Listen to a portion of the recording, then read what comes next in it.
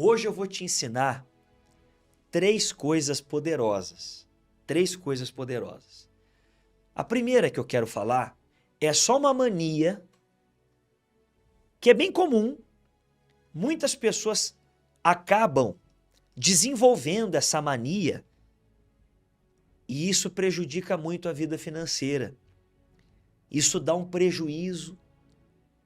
Aliás, existem pessoas que caíram em grandes problemas financeiros por causa dessa mania.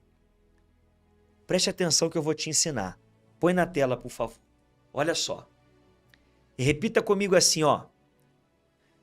Mania de bondade. Mania do quê, gente? De bondade. Deixa eu explicar isso com detalhes. Nós sempre devemos ajudar o próximo. Nós temos que amar o próximo como a nós mesmos. Isso é o ensinamento de Jesus. Porém, você não pode colocar essa bondade no extremo, como algumas pessoas fazem.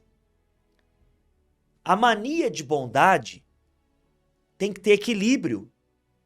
Não pode ser desequilibrado, desequilibrada, a ponto de se prejudicar para ajudar os outros. Ou seja, eu serei bondoso. Eu vou estender a mão para quem precisa. Eu vou obedecer o que Jesus ensinou. Eu vou fazer o bem. Eu vou ajudar todo mundo que eu puder. Desde que eu não me prejudique. Porque quando você ajuda uma pessoa e se prejudica, isso se torna um problema. Você concorda comigo, sim ou não? Quantos casos eu já vi de pessoas que acabaram adquirindo dívidas, problemas financeiros, não foram causados por ela. Foram causados por outras pessoas, porque ela foi querer ser boazinha, ela foi querer ajudar demais e acabou se prejudicando. Emprestou o nome, emprestou o cartão, confiou na pessoa demais e a pessoa passou a perna, enganou. Ou seja, na vida financeira, você tem que tomar muito cuidado para não exceder na bondade. Pastor Fernando está dizendo que você não deve ajudar as pessoas? Não, não é isso que eu estou dizendo. Você tem que ajudar. O cristão, nós somos cristãos. O cristão tem que ajudar o próximo. Quantas vezes você vê eu mostrando aqui as obras sociais? Tem aquelas imagens aí? Se tiver, passa aí um trechinho desse mês de janeiro. Essa aí, gente, é de janeiro agora. Foi esse mês agora. Nós entregamos, inclusive, domingo, ontem, naquela visita missionária que eu fiz na igreja de um pastor que me convidou, eu levei as cestas, nós entregamos para as famílias que estavam precisando. Então, isso aí é obrigação do cristão. Através dos dízimos que vocês apresentam na obra, através das ofertas, eu consigo fazer esse trabalho, graças a Deus. Obrigado você que é dizimista, porque você me ajudou a matar a fome dessas famílias. Mas entenda, gente, a bondade tem limite, tem que ter um equilíbrio. Você não pode exceder na bondade a ponto de se prejudicar. A Bíblia Sagrada nos orienta da seguinte forma. Preste atenção. Não esteja entre os que se comprometem e ficam por fiadores de dívidas. Olha só. Pois, se você não tiver com o que pagar, vão acabar lhe tirando até mesmo a cama em que costuma se deitar. Então entenda. A palavra de Deus nos ensina que nós não podemos nos comprometer em ser fiadores de dívidas de outras pessoas.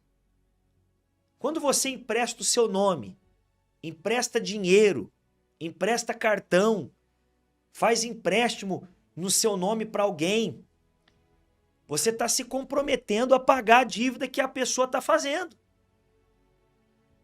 Você está assumindo uma responsabilidade que não é sua. Quantas pessoas estão perdendo e já perderam muito dinheiro porque quiseram ser muito boas e acabaram se prejudicando. Então a mania de bondade é o inimigo da prosperidade. Quando você excede na bondade a ponto de se prejudicar, isso não é inteligente. Anota na sua Bíblia, Provérbios 22, 26 e 27. Olha como a palavra de Deus é perfeita. Não esteja entre os que se comprometem e ficam por fiadores de dívidas. Olha só. Pois se você não tiver com o que pagar, vão acabar lhe tirando até mesmo a cama em que costuma se deitar. Ou seja, o resultado é drástico na vida daquele que é muito bom e quer ajudar todo mundo e depois ninguém te ajuda. E você fica desamparado. Ou seja, nós temos que ajudar o próximo sem se prejudicar. Tratando-se de dinheiro, nós temos que ter muito cuidado para não exceder na bondade e depois sofrer a triste consequência. Quem está me entendendo? Eu já recebi várias mensagens de pessoas dizendo: Pastor Fernando, eu fiz empréstimo para o fulano, ele falou que ia pagar, não pagou, agora eu estou com dívida. Eu emprestei meu cartão, emprestei meu nome, eu fiz isso, fiz aquilo. Ou seja, você quis ser muito bom. Nós temos que ajudar o próximo sem nos prejudicar, sem nos comprometer. Sem nos comprometer. Amém? Você está entendendo isso? Mas eu tenho mais ensinamentos para te passar. Preste atenção nessa imagem que eu vou colocar. Repita assim: má administração. Gente, a má administração também é causadora da miséria e dos problemas financeiros. Nós precisamos ter sabedoria para administrar todos os recursos que Deus coloca em nossas mãos. Porque pensa comigo, Deus vai colocar grandes recursos na mão de uma pessoa que é uma má administradora? Jamais. Jamais. Deus, ele vai colocar nas mãos daqueles que multiplicam seu talento. Deus vai colocar recursos nas mãos daqueles que sabem administrar aquilo que chega às suas mãos.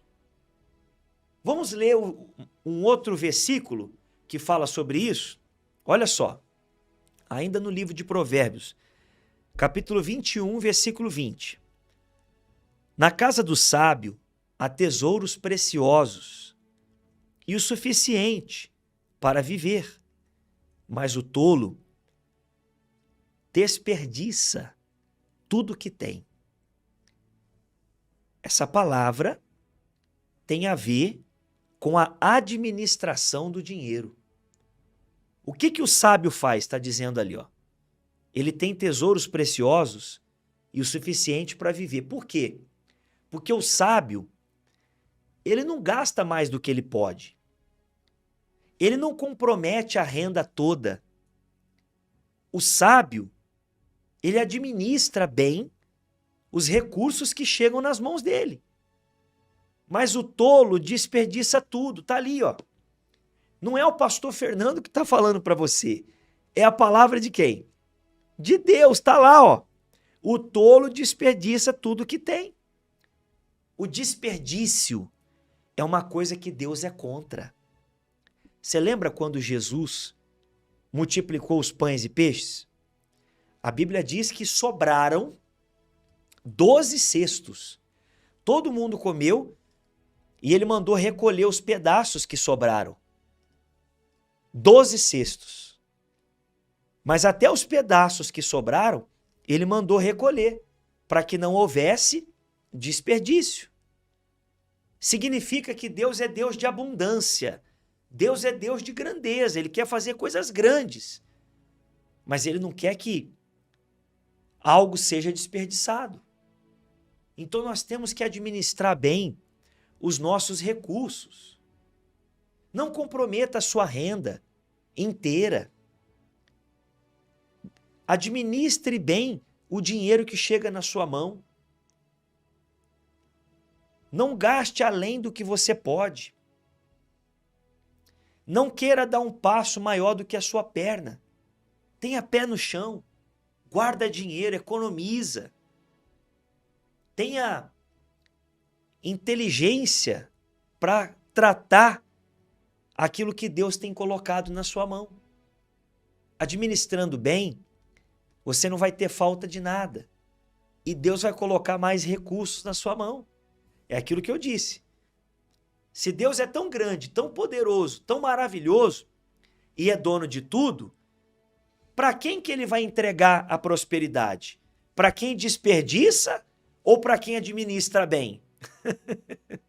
Você está entendendo, sim ou não? Ele tem autoridade, ele tem a prosperidade. Ele vai entregar na mão de quem? Na mão de quem desperdiça? É claro que não, minha gente. Ele vai entregar na mão daquele que administra bem. A parábola dos talentos fala sobre isso. Servo bom e fiel é aquele que multiplicou o talento, que administrou bem o que recebeu. Servo mau é aquele que não soube administrar o que recebeu. Entenderam, sim ou não? Mas não é só isso. Olha que coisa extraordinária essa tela agora, a próxima. Põe aí. Planos adiados. Repita comigo. Planos adiados. Isso aí é um problema também que precisa ser resolvido. O texto sagrado nos orienta e nos ensina da seguinte maneira. Vamos lá, mais um. Agora é Provérbios 14, 23. Em todo trabalho há proveito. Meras palavras, porém, levam à pobreza. Preste muita atenção nisso. Em todo o trabalho, não importa qual seja o trabalho, pode ser qualquer ramo. Pode ser o ramo da roupa, da alimentação, das vendas. Pode ser você que é cabeleireiro. Qual é a sua profissão? Qual é a sua profissão? Coloca aqui no comentário para o pastor Fernando ver. Eu queria ver. Qual é a sua profissão? Você trabalha com o quê? Coloca aqui para mim. Qual é o seu ramo de atividade? Coloca aqui no comentário. Eu vou ler já. Pode ir escrevendo que eu já vou ler. Em todo o trabalho, gente, preste atenção. Não importa o que você faz. Todo trabalho é digno. Não importa o que você faz. Todo trabalho é digno. Todo trabalho agrada a Deus. Em todo trabalho há proveito. Está ali, ó. Não importa o ramo de atividade, não importa o que você faz. Em todo trabalho há proveito. Agora, meras palavras, porém, levam à pobreza. O que significa dizer? Eu preciso colocar o meu trabalho em ação. Eu não posso ficar apenas em palavras, em promessas, planos adiados. Não adie os seus planos. Não fique em meras palavras. Executa. Faz acontecer. Quem fica em meras palavras, prometendo, dizendo que vai fazer isso, que vai fazer aquilo, que vai trabalhar com isso, que vai trabalhar com aquilo, que vai investir nisso, que vai investir naquilo, mas fica só em meras palavras e não trabalha e não executa, não tem resultado. Por exemplo, a Maria José é professora. Maria José, o seu trabalho é digno, querida. Com esse trabalho você pode prosperar. Invista nele. Faça planos e coloque eles em prática. Faça planos e execute eles dentro da sua profissão. A Sônia Chagas, técnica de enfermagem. Dentro da sua profissão, funcionária pública, a Lourdes. Dentro da sua profissão, você tem que executar os planos que você tem. E não ficar em meras palavras. A coisa tem que andar. Faz acontecer. A Vanilda é costureira. Parabéns, querida, pela sua profissão. Deus te abençoe. Em todo trabalho aproveito. Quando há trabalho, mas se eu fico só em meras palavras, se eu não ponho em prática, se eu não ponho em execução, a coisa fica parada. Olha, é a Cleide, né? É a Cleide. Ô, Cleide, vai em frente, Cleide. Acredita, querida, Deus já te deu essa ideia. Não deixa esse plano ficar na gaveta, não. Põe em prática, começa, dá o primeiro passo. Deus vai te honrar. Ele é músico profissional, que bacana. Que legal. É Léo o nome dele, né? Deus te abençoe. Deus te deu um talento, meu querido. Acredita no seu talento, vai para cima. Comerciante. É isso aí. Então, o seu trabalho, ele precisa ser executado, ele precisa ser aprimorado. Não pode ficar só em planos. Olha, eu vou fazer isso, olha, eu vou fazer aquilo, olha, eu vou começar em tal mês, em tal ano, mas fica só em meras palavras. Uma pessoa que já tem uma ideia, que já tem um plano, como foi o caso dela, que colocou aqui, é Cleide, né? Que ela quer abrir uma hamburgueria. Ou seja, Deus já deu a ideia. E assim como acontece com ela, acontece com outras pessoas. Deus já te deu uma visão do que você tem que fazer. Deus já te deu uma inspiração. Deus já te deu uma direção. Só que às vezes você está ficando só em palavras. Só em meras palavras. Não. Vai para cima. Executa. Trabalha. Deus vai ser contigo. Coloca o último versículo de novo que eu acabei de ler. Vamos confirmar de novo. Olha aí, ó. Em todo o trabalho aproveito.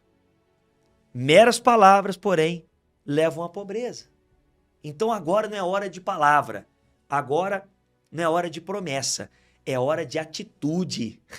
Amém? É hora de atitude. Vai para cima. Acredita, vai dar certo.